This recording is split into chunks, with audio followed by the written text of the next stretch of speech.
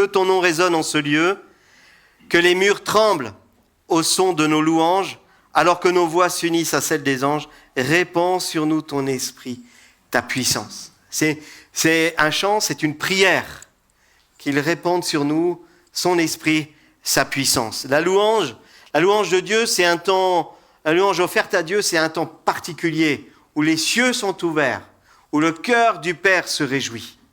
Et l'Église devrait toujours être là, répondre présent pour louer Dieu. Devrait déjà s'entraîner chaque jour avec peut-être le bon petit CD. Alors c'est peut-être plus à la mode maintenant le CD, mais YouTube et autres, pour écouter et chanter les louanges de notre Seigneur. Ça fait tellement de bien. Je dirais même que ça guérit l'âme, la louange. Elle vient, elle guérit nos pensées. On sait ô combien il y a un combat, une lutte qui se passe là, au niveau de nos pensées. Et lorsque tu alimentes par la louange tes pensées, ta bouche, ton cœur, eh bien la paix divine qui surpasse toute intelligence, elle arrive. Elle vient, elle fait du bien à notre âme. Il y a des positions aussi qu'il faudrait reconquérir. Et Marc sera d'accord avec moi, je pense, mais c'est d'être à genoux devant le roi des rois. C'est quelque chose que je te vois faire souvent devant. Il vient devant parce qu'il y a plus de place pour se mettre à genoux. Il me dit un jour, ça serait bien de décaler les chaises pour qu'on puisse tous le faire. Mettre à genoux, c'est ce mot aussi barak. Bénir Dieu comme un acte d'adoration, comme pour le saluer. Il n'y a pas que ça dans ce mot, il y a une grande signification. Il dit aussi qu'on a appelé une fois une de nos maisons, on l'avait appelée barak. Mais c'est un cas à la fin. Parce que c'est un lieu aussi où tu reçois une bénédiction. Et dans la louange, tu reçois une bénédiction que nul ne peut ôter. Est-ce que quelqu'un le croit ici? Nous recevons une bénédiction, barak, une bénédiction que nul ne peut ôter. Mais aussi, il est dit une bénédiction dans le psaume 95, « Venez, prosternons-nous et humilions-nous, fléchissons le genou. » Il n'est pas, Olivier, ne cherche pas, il n'est pas. « Fléchissons le genou devant l'Éternel. » Apprenons aussi à fléchir le genou devant l'Éternel, à être révérencieux. J'ai réussi? Oui.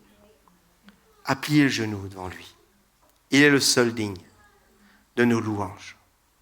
Proverbe 17, au verset 3. Le creuset est pour l'argent, le fourneau pour l'or, mais celui qui éprouve les cœurs, c'est l'Éternel. Et le cœur, l'état de ton cœur, va avoir une telle incidence sur ta manière dont tu vas gérer ta vie. En premier lieu, l'état de ton cœur va déterminer ce qui va sortir de ta bouche. Comment elle va alimenter aussi tes pensées. Et on pourrait même aller plus loin sur l'état de ton corps. Il y a une importance vraiment dans ce temps de louange à proclamer le nom de Jésus. Moi, des fois, je suis un peu triste quand on a des louanges qui sont trop centrées sur nous. Tu vois, Seigneur, tu me vois, Seigneur, et moi, et moi, et moi, alors qu'on devrait être là, à toi. Et mettre Dieu, Jésus, en avant. Je voudrais vous lire ce texte de Jean 14. Jean 14, au verset 1. « Que votre cœur ne se trouble point. Croyez en Dieu et croyez en moi. Il y a plusieurs demeures dans la maison de mon Père. Si cela ne l'était pas, je ne vous l'aurais dit. Je vais vous préparer une place. Et lorsque je m'en serai allé et que je vous aurai préparé une place, je reviendrai et je vous prendrai avec moi, afin que là où je suis, vous y soyez aussi. Vous savez où je vais et vous en savez le chemin. » Thomas lui dit, « Seigneur, nous savons où tu vas. Comment pouvons-nous en savoir le chemin ?» Jésus lui dit, « Je suis le chemin, la vérité et la vie. Nul ne vient au Père que par moi. Si vous me connaissiez, vous connaîtriez aussi mon Père. Et dès maintenant, vous le connaissez et vous l'avez vu. » Philippe lui dit, « Seigneur, montre-nous le Père, et cela nous suffit. » Jésus lui dit, « Il y a si longtemps que je suis avec vous, et tu m'as connu. Tu ne m'as pas connu, Philippe. Celui qui m'a vu a vu le Père. Comment dis-tu, montre-nous le Père? ne crois-tu pas que je suis dans le Père et que le Père est en moi? Ces paroles que je vous dis, je ne les dis pas de moi-même. Et le Père qui demeure en moi, c'est lui qui fait les œuvres. Croyez-moi. Je suis dans le Père et le Père est en moi. Croyez du moins à cause de ses œuvres. En vérité, je vous le dis, celui qui croit en moi fera les œuvres que je fais. Et il en fera de plus grandes parce que je m'en vais au Père. Et tout ce que vous demanderez en mon nom, je le ferai, afin que le Père soit glorifié dans le Fils. Si vous demandez quelque chose en mon nom, je le ferai. Si vous m'aimez, gardez mes commandements. Et moi, je prierai le Père, et il vous donnera un autre consolateur, afin qu'il demeure éternellement avec vous. L'Esprit de vérité que le monde ne peut recevoir, parce qu'il ne le voit point et ne le connaît point. Mais vous le connaissez, car il demeure avec vous et il sera en vous. Je ne vous laisserai pas orphelin, je viendrai à vous. Amen. Quel texte formidable. Vraiment, moi, ça m'interpelle de voir qu'il y a des choses vraiment qui interpellent mon cœur au milieu de questions d'hommes qui ont passé du temps avec Jésus, mais qui se questionnent encore sur sa présence, sur sa puissance, sur son efficacité dans nos vies. Je dis, mais croyons, dis-nous quel est le chemin. J'avais oublié que ces paroles qui disent « Je suis le chemin, la vérité et la vie » est suite à une question de Thomas, qui a passé du temps avec lui, qui a connu Jésus, on pourrait dire qui était là pour comprendre Jésus. Il n'a pas compris. Et Jésus est encore là, de cette même façon, à nous dire, je suis le chemin, la vérité et la vie. Nul ne vient au Père que par moi. Il y a un combat, et on le voit à travers Thomas, à travers Philippe, un combat face au doute, à l'incrédulité. On l'a entendu dimanche dernier, Alex nous parlait dès ces 2 premières pages de la Bible, ô combien il y a ce combat et cet ennemi qui vient susurrer à notre oreille, non, mais essaye par toi-même, tu vas voir, tu es capable. Alors que nous, on sait bien, parce qu'on a essayé, enfin en tout cas moi, par moi-même, et je me suis fatigué, je me suis découragé. Ô combien il est bon, important de s'appuyer sur Jésus. Il est le chemin, la vérité et la vie. Mais il y a ce combat du doute, de l'incrédulité. Alors, le nom de Jésus, qui est puissant, et porte une autorité divine. Et il dit, dans ce passage, au verset 14, « En mon nom, vous prierez en mon nom, et vous verrez le résultat. En mon nom, vous viendrez, et vous verrez combien je suis là pour vous. En mon nom. Si vous demandez quelque chose en mon nom, je le ferai. » Mais il dit tout de suite après, « Si vous m'aimez, gardez mes commandements. » Attachez-vous à moi. Attachez-vous à celui qui est le rémunérateur de vos vies. Vous verrez combien la différence dans vos vies sera évidente. En invoquant le nom de Jésus, nous accédons à la promesse d'aide de notre Seigneur. Sa présence dans nos vies. Nous accédons aussi au consolateur qu'il nous a promis. Vous ne serez pas orphelins. Amen. Peut-être tu as une histoire d'enfance compliquée. Sache aujourd'hui que tu es dans ce schéma d'adoption du roi des rois. Il nous a adoptés et nous faisons partie de sa famille. Il y a une puissance dans le nom de Jésus. L'ennemi s'enfuit. L'ennemi recule. Lorsque tu proclames Jésus, il nous est dit que l'enfer tremble. On l'a chanté. Tremble au son. C'est les fondements de la prison tremblent au son. Hein? Mais l'ennemi tremble lorsque nous proclamons le nom de Jésus. Et l'enfer recule. Le deuxième point, c'est la puissance de la louange. Je suis quelqu'un qui aime énormément la louange. La louange fait tellement de bien. Déjà. Mais la louange est une puissance qui malheureusement est devenue juste une habitude dans l'Église, première partie, deuxième partie. Non, c'est bien plus que ça. Elle ouvre notre cœur à la présence de Dieu. Le psaume 22 au verset 4 nous dit « Tu es saint, toi qui habites au milieu des louanges de ton peuple. » Alléluia.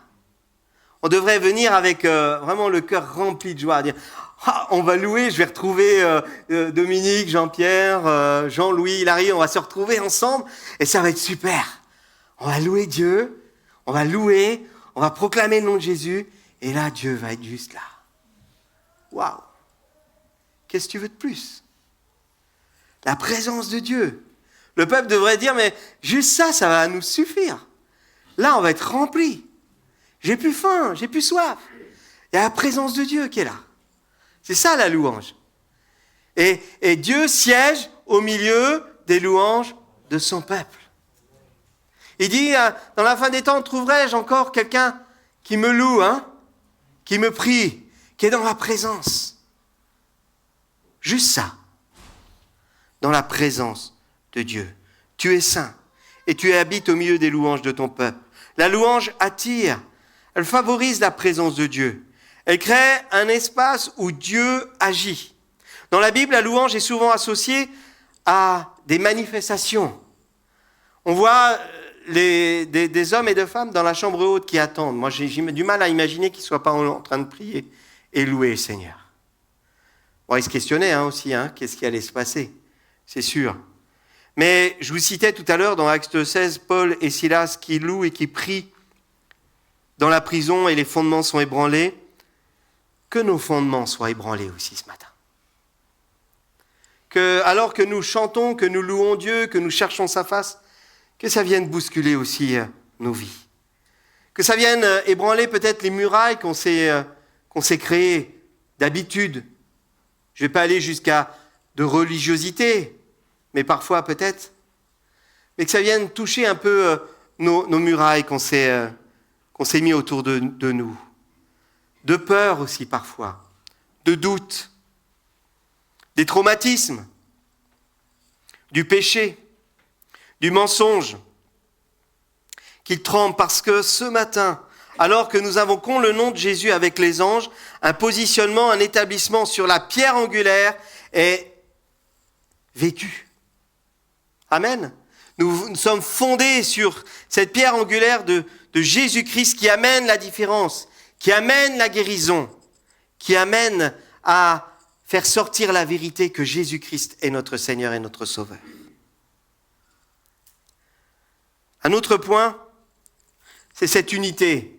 On la partage lorsque nous prenons le pain et le vin.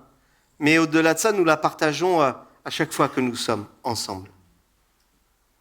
Acte 2 au verset 1 nous dit « Lorsqu'ils furent tous ensemble, au même endroit, il vint tout à coup du ciel un bruit comme celui d'un vent impétueux qui remplit toute la maison où ils étaient assis. » Alléluia. Lorsque nous sommes ensemble, il y a ce vent divin qui vient, ce souffle divin qui vient. Alors ne nous arrêtons pas juste à ces langues de feu ou parler en langue. Et je vous encourage à le pratiquer et à réclamer plus du Saint-Esprit dans nos vies. Mais il y a cette manifestation de la puissance de Dieu au milieu de nous. Lorsque les croyants s'unissent dans la louange et la prière, ils expérimentent la manifestation puissante de Dieu. Vous savez, il y a ce rapport entre Jésus qui est découvert au sortir du tombeau par Marie qui lui dit « Non, ne me touche pas encore. Je ne suis pas retourné vers le Père. » Là, de même, Jésus dit à ses disciples, allez dans la chambre haute, attendez.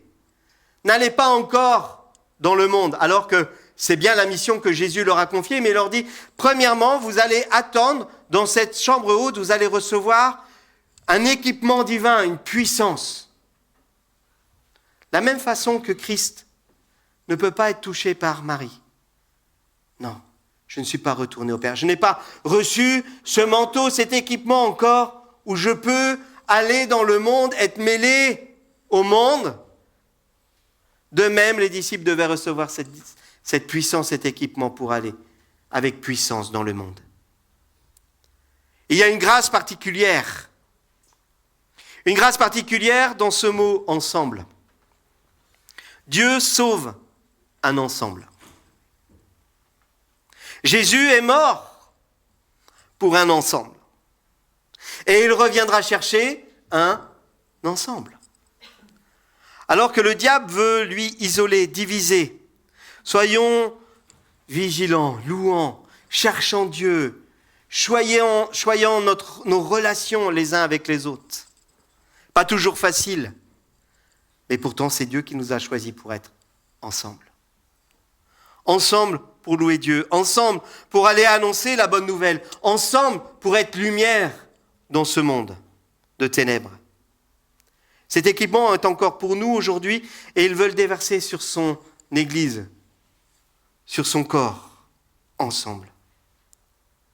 Ensemble, il y a une définition en grec qui dit homotumadon, vous pouvez chercher dans le dictionnaire biblique, qui dit d'un seul et même esprit. On peut avoir des divergences dans notre façon de penser, mais il n'y a qu'un seul et même esprit au milieu de nous. Amen. C'est ça qui nous unit. C'est celui que nos bien-aimés premiers chrétiens ont attendu. Cet esprit qui fait que nous sommes un. Ensemble, un même esprit, une même force, une même puissance, un même équipement, un même manteau divin, une même onction par Jésus-Christ notre Seigneur. Écoutez bien, un seul et même esprit, d'un même et seul cœur en commun et en accord. Alléluia. On va plus loin. Ça, j'aime ce mot-là. Avec une même passion. Alléluia. Je prie pour une église passionnée de Jésus, qui lorsqu'elle va rencontrer quelqu'un, un frère, elle va lui parler de Jésus. Plutôt que lui parler de la météo, elle va dire, vous savez, je vous pose souvent cette question, comment va ta foi ? Comment vas-tu ? Comment va ta foi ? Es-tu encouragé, fortifié ? Ce mot grec se trouve 12 fois dans le Nouveau Testament, mais 10 fois dans le livre d'Ésaque. Et il nous parle d'être ensemble, passionnés et à l'unisson. J'abrège la définition parce qu'elle est assez longue, mais je terminerai juste avec cette dernière image. Comme on est dans le thème de la louange, c'est l'image est surtout musicale. Je vous lis la définition. Des notes sont jouées avec harmonie, bien qu'il y ait différentes tonalités. Comme les instruments d'un grand concert sont placés sous l'autorité d'un chef d'orchestre, le Saint-Esprit réunit l'ensemble des vies et des membres de son Église pour jouer harmonieusement au nom de Jésus-Christ. Alléluia! Imaginez le Saint-Esprit, chef d'orchestre de nos vies. Mi, mi, mi, mi, mi. La, la, la, la, la. Do, do, do, do, do. Et tout ça bien coordonné glorifie le nom de Jésus. Alléluia. 4e point, cette demande du Saint-Esprit, de l'Esprit Saint. On va lire dans Tite 3 au verset 1, ce texte qui nous donne d'avoir ce renouvellement du Saint-Esprit. Nous avons besoin d'être renouvelés dans l'Esprit, d'avoir cette abondance de Jésus-Christ notre Seigneur.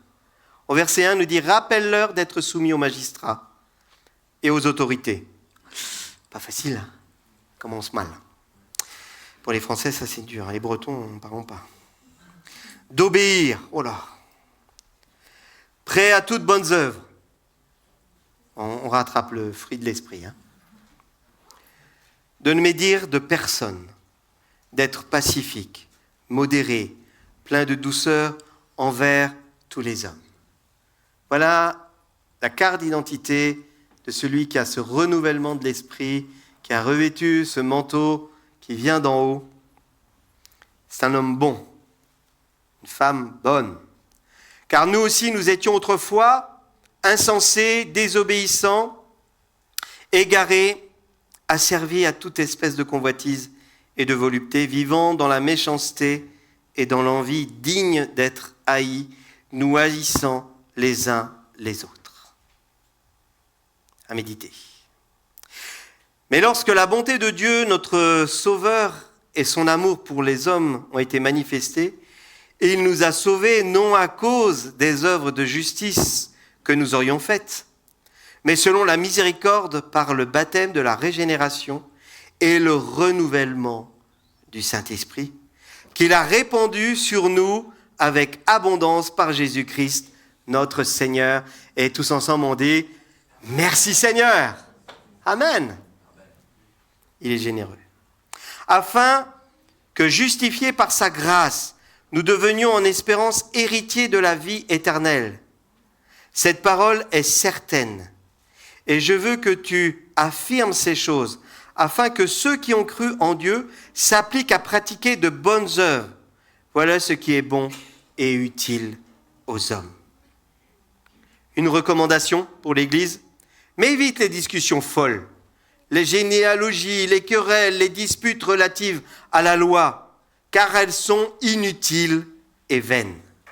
Éloigne-toi, après un premier et un second avertissement, celui qui provoque les divisions, sachant qu'un homme de cette espèce est perverti et qu'il pêche en se condamnant lui-même.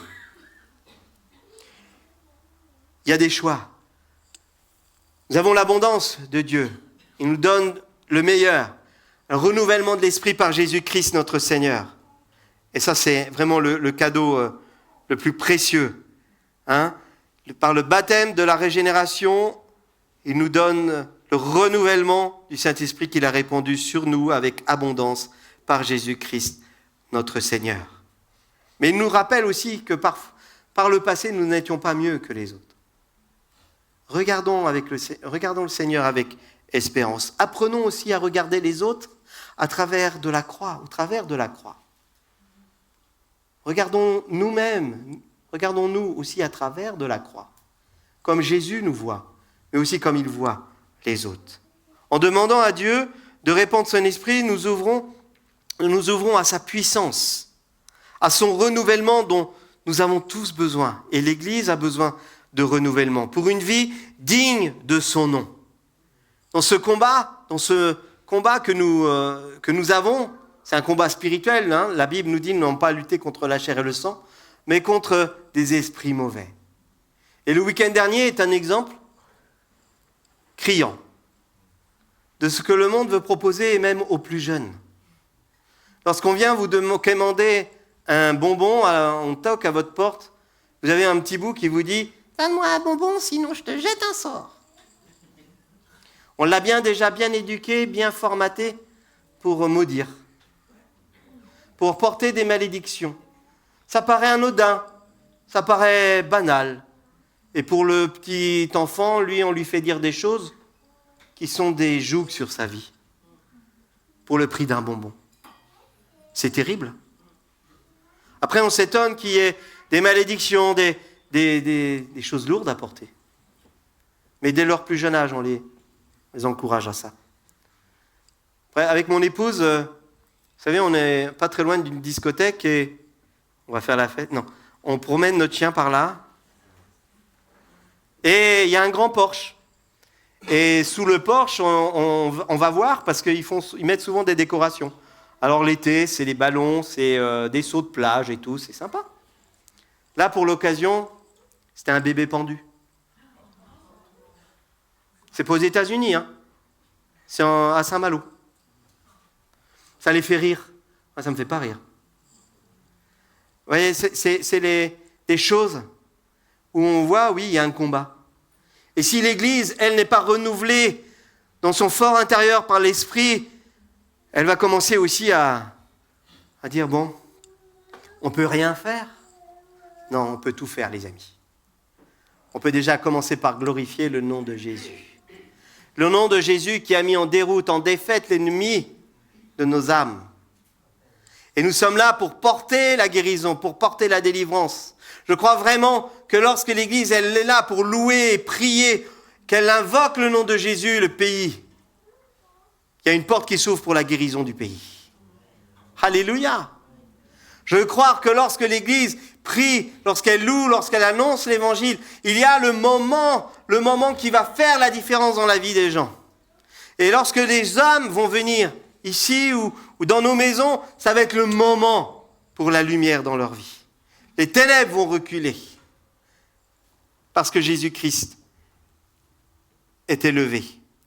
Le Saint-Esprit nous équipe et nous donne la capacité spirituelle pour vivre notre foi, même au milieu des ténèbres. Parce que les ténèbres s'enfuient lorsque la lumière est là. Et tu es la lumière du monde. Une nouvelle capacité renouvelée pour porter cette espérance là où nous sommes. Nous ne fonctionnons pas selon les standards de ce monde, mais selon les principes du royaume de Dieu. Alors oui, soit à l'inverse de ce que le monde croit. Mais il en a besoin. Commençons par invoquer le nom de Jésus. Pour conclure, quelques petits points.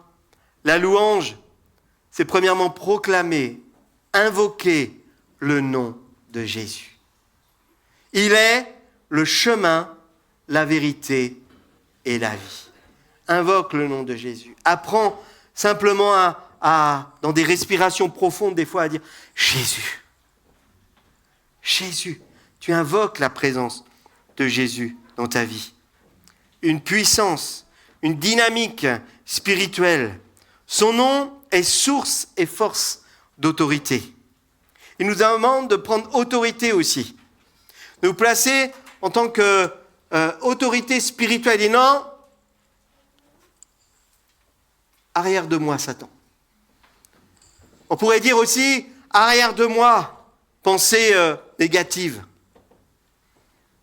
Alors, n'y voyez pas de sophrologie là-dedans. Hein. Pensée négative, de doute, de peur, de crainte. Cette semaine, on accueillait quelqu'un qui a vécu un traumatisme et qui lutte dans ses pensées. Est-ce que je vais revivre ce traumatisme ? Et ça bloque, ça empêche de vivre, ça empêche d'avoir ces portes qui s'ouvrent et qui disent « Ah, je goûte à la vie !» Dépose à Jésus, afin que tes pensées soient renouvelées. Louons le Seigneur. Créons cet environnement où Dieu siège au milieu des louanges de son peuple. L'unité des croyants, l'unité doit être protégée et renforcée. C'est-à-dire, on va s'unir, on chante ce chant, s'unir avec les voix des anges. Avant de parler des anges, il y a unir. Nous, déjà, on doit être unis par un même esprit. Inviter Jésus à résonner en nous et autour de nous. Prions le Seigneur pour le sang de Jésus, pour l'œuvre du Saint-Esprit. Et je voudrais proclamer ce matin que je suis renouvelé, que l'Église est renouvelée. Parce qu'elle est là, elle est dans cette attente, dans cette espérance d'un renouvellement puissant, frais. Je suis une nouvelle création. Amen. Ça met de la joie dans le cœur, ça. Je suis une nouvelle création, non grâce à la justice de mes actes, comme nous l'avons lu, mais parce que Jésus en a décidé ainsi et qu'il me renouvelle par sa présence, par sa souveraine miséricorde qu'il déverse en nous. Alors que son nom résonne en ce lieu. Que le nom de Jésus résonne dans les lieux où je mets mon pied. Parce que tous les lieux que Dieu m'a donnés et que je foule, il y a son autorité, il y a sa présence, il y a sa puissance. J'aimerais qu'on puisse reprendre ce chant que ton nom résonne en ce lieu. Et qu'on ne dise pas juste là, 15 vallées de Beaulieu. Ma terre. Amen. Que ton nom résonne en ce lieu. Que ton nom résonne en ce lieu. Que ton nom résonne en ce lieu. Jésus, que ton nom résonne en ce lieu. Que ton nom résonne en ce lieu. Que ton nom résonne en ce lieu. ton nom résonne en ce lieu. Jésus, que ton nom résonne en ce lieu. Que les murs tremblent au son de nos louanges, alors que nos voix s'unissent à celles des anges. Répands sur nous ton esprit, ta puissance, oh Jésus.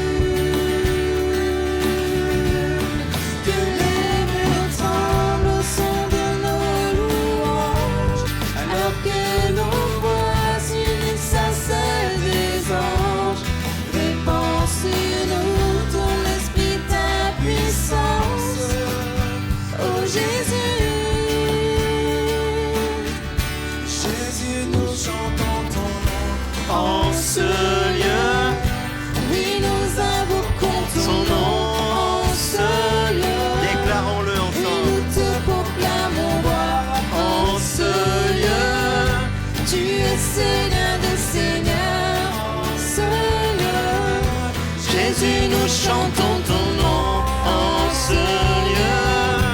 Oui, nous invoquons ton nom En ce lieu. Oui, nous te proclamons roi en ce lieu. Tu es Seigneur des seigneurs. en ce lieu.